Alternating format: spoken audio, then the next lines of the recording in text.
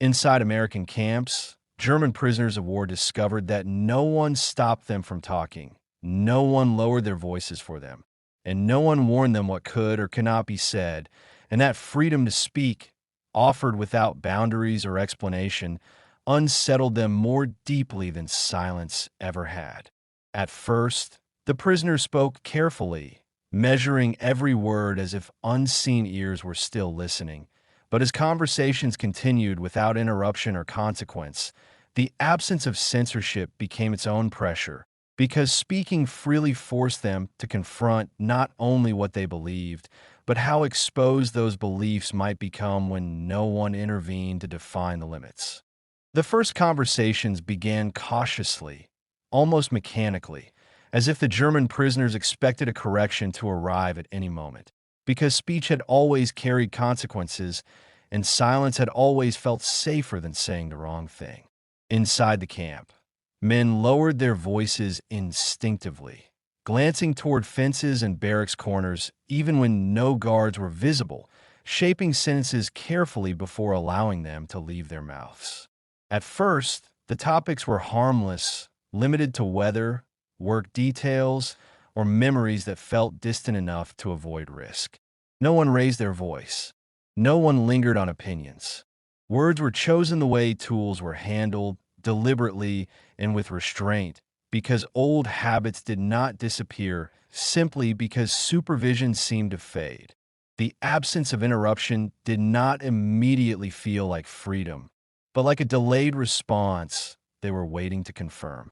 As time passed and no reaction came, the conversation stretched slightly, growing longer and less guarded, yet never fully relaxed.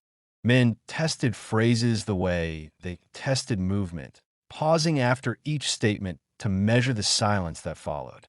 When nothing happened, the silence itself began to feel heavy, as if it carried meaning rather than emptiness. Some prisoners noticed that speaking freely required a different kind of awareness, because without clear boundaries, every sentence became a personal decision rather than a response to authority. The responsibility of choosing what to say weighed on them more than expected, because words revealed thoughts that had once remained hidden behind obedience. Speaking now meant exposure, not punishment, and that distinction unsettled many more than discipline ever had. Disagreements surfaced quietly, not through raised voices, but through hesitation and unfinished sentences.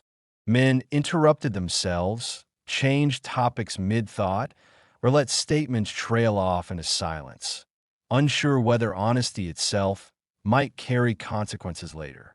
Without censorship, self-censorship intensified, driven not by fear of guards, but by uncertainty about how others would react.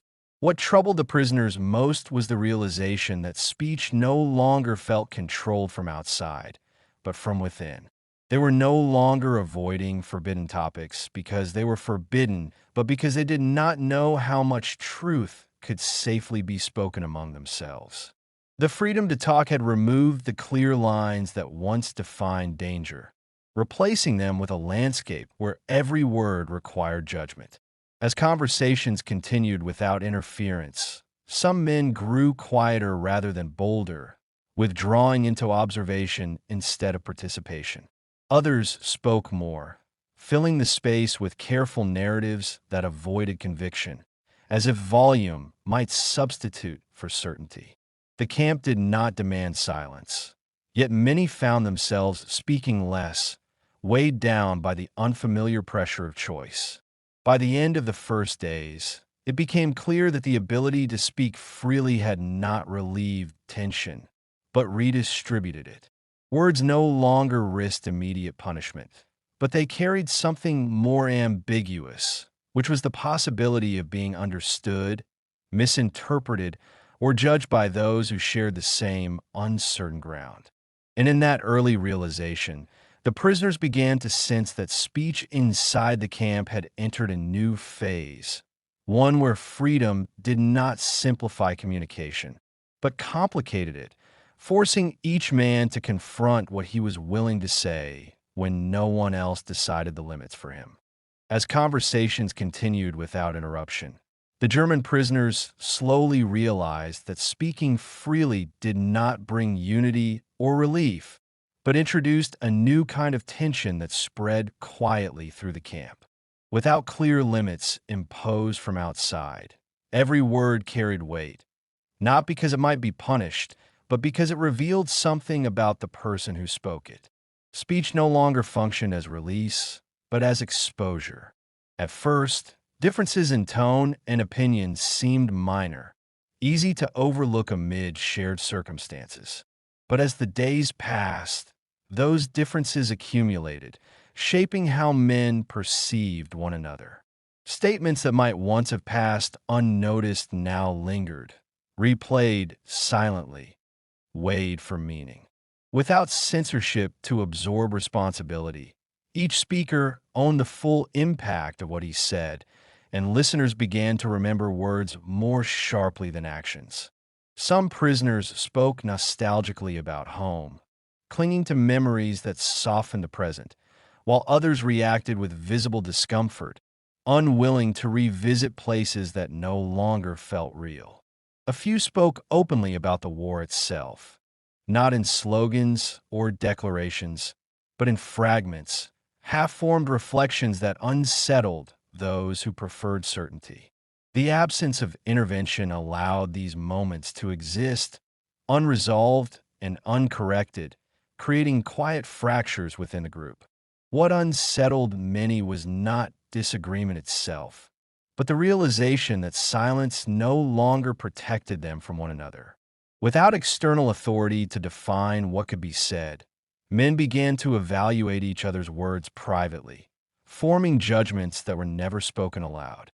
Trust, once built on shared endurance, now depended on interpretation, on how carefully someone navigated topics that no longer had official boundaries. This shift altered the rhythm of daily life. Conversations became shorter, more deliberate, often ending abruptly when uncertainty surfaced. Men chose their company more selectively, gravitating toward those whose words felt predictable, avoiding those who spoke too freely or too honestly. The freedom to speak had introduced a new hierarchy, one based not on rank or obedience, but on restraint and discretion. Some prisoners attempted to restore structure by enforcing informal limits, steering conversations away from sensitive subjects or redirecting discussion when it ventured too far. These efforts were rarely acknowledged openly, yet they shaped interactions subtly, signaling which topics were safe and which carried risk. Authority, once external and visible, now emerged through social pressure rather than command. Others reacted by withdrawing entirely, choosing silence not out of fear, but out of fatigue. Speaking required constant judgment, constant awareness of how words might be received, remembered, or repeated. For these men, silence became a form of self-preservation, not imposed by rules, but chosen as a way to reduce exposure. The camp had not demanded quiet, yet quiet spread naturally. As the days accumulated, it became clear that freedom of speech had not removed control, but redistributed it among the prisoners themselves. Words now shaped relationships, determined trust, and influenced behavior more subtly than orders ever had. The absence of censorship did not produce openness, but caution, as each man learned that speaking freely meant accepting responsibility for how his words would live on in the minds of others. By the time the prisoners recognized this shift, it had already altered the social fabric of the camp. Conversations no longer served simply to pass time, but to navigate a landscape where expression carried consequence without clear resolution. And in that space, many began to understand that freedom, when offered without guidance, did not dissolve tension, but transformed it into something quieter and more enduring. As the freedom to speak continued without visible consequence, the German prisoners began to sense that words were no longer neutral exchanges, but commitments that lingered long after conversations ended. What was said in passing did not disappear into the air as it once had, because nothing intervened to absorb responsibility, leaving each statement suspended between speaker and listener, unresolved and quietly persistent. Many men discovered that speaking openly required a courage they had not anticipated, not because the content was dangerous, but because it exposed uncertainty. Opinions that once felt firm under the protection of ideology now sounded fragile when voiced without reinforcement. Without slogans or authority to lean on, speech became personal, and personal expression carried a vulnerability that felt unfamiliar inside captivity. Some prisoners began to revise their stories as they spoke, adjusting details mid-sentence, softening conclusions, or retreating into generalities when certainty failed them. This self-editing was not driven by fear of punishment, but by the awareness that words could no longer be dismissed as obedience or repetition. Speaking now meant ownership, and ownership brought discomfort. The absence of censorship also removed excuses. Men could no longer claim they were forced to say nothing or required to say something specific. Silence and speech were both choices, and that distinction unsettled many more than expected. The camp had taken away freedom of movement, yet returned freedom of expression without guidance, forcing the prisoners to confront what they genuinely believed rather than what they had been instructed to repeat. This shift altered how men listened to one another. Statements were no longer heard as background noise, but as signals revealing values, doubts, and unresolved conflicts. A careless remark could change how someone was perceived for days afterward, not through confrontation, but through quiet distance. The lack of official reaction made personal interpretation unavoidable. Some prisoners found themselves longing for clearer boundaries, not because they wished to be silenced, but because limits would have relieved them of responsibility. A rule could be blamed, a prohibition could be obeyed. In its absence, every word demanded judgment, and judgment required reflection that many were unprepared to face so soon after the war's collapse. As discussions unfolded, a subtle fatigue set in. Speaking freely required constant awareness, constant calibration of tone and intent. Men who once talked endlessly now paused longer, weighed sentences more carefully, or chose silence altogether. The camp grew quieter, not because speech was forbidden, but because freedom had made it heavy. For some, this quiet revealed thoughts they had postponed for years. Without external pressure to conform, doubts surfaced about decisions made during the war, about loyalty, about the cost of obedience.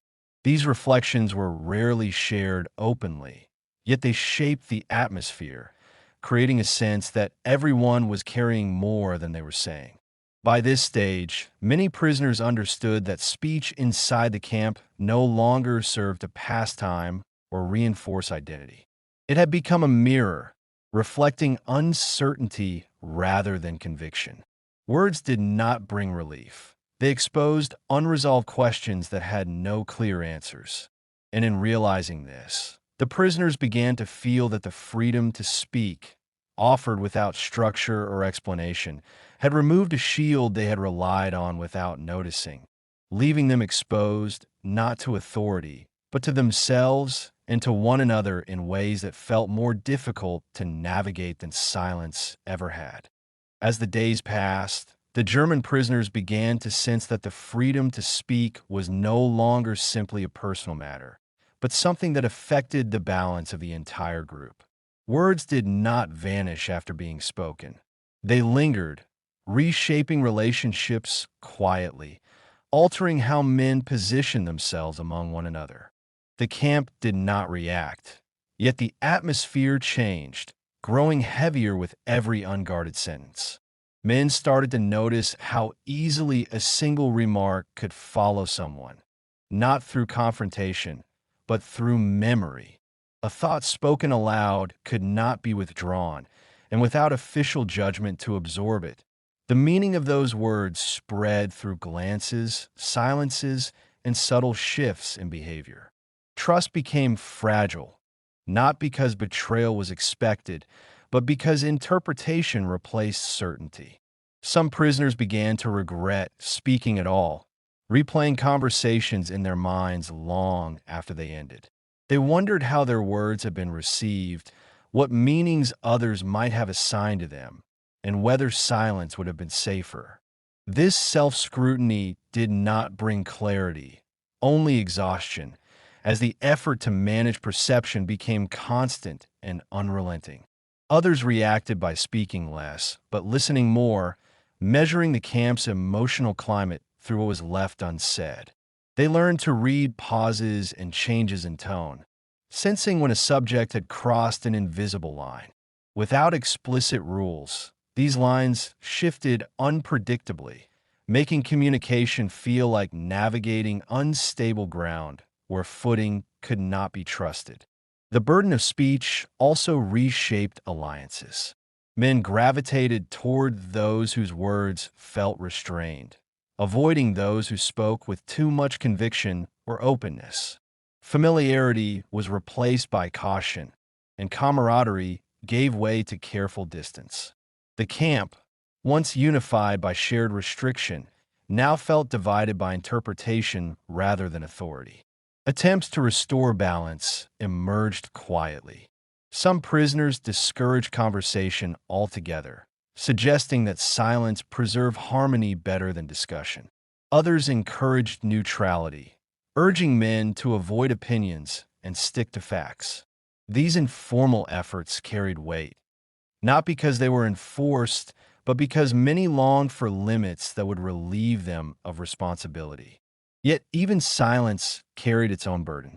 Choosing not to speak could be interpreted as judgment, agreement, or withdrawal, depending on who observed it. The absence of words invited speculation, and speculation filled the space left behind. In this way, speech and silence became equally demanding, both requiring careful consideration in an environment where nothing was clarified. As the camp settled into this new rhythm, the prisoners began to understand that freedom of expression had not liberated them from control, but relocated it. Authority no longer arrived through commands, but through the shared pressure to maintain equilibrium. Every word, or refusal to speak, contributed to a fragile order sustained by mutual restraint rather than force. By the time this realization took hold, the burden of speech had become inseparable from daily life. Conversations no longer felt casual, and silence no longer felt empty. Both carried consequence, shaping how the men related to one another in ways that could not be reversed or easily forgotten. And in that slow accumulation of unspoken weight, many understood that the freedom to speak, offered without guidance or protection, had transformed communication itself into a responsibility that few felt prepared to carry. Over time, the German prisoners began to recognize that the freedom to speak had quietly reshaped the camp more deeply than any restriction ever had, because it left them responsible not only for what they said, but for the atmosphere their words created. The absence of limits did not encourage openness. It demanded constant awareness, and that awareness became exhausting in ways none of them had anticipated. Many found themselves retreating into silence, not out of fear, but out of preservation.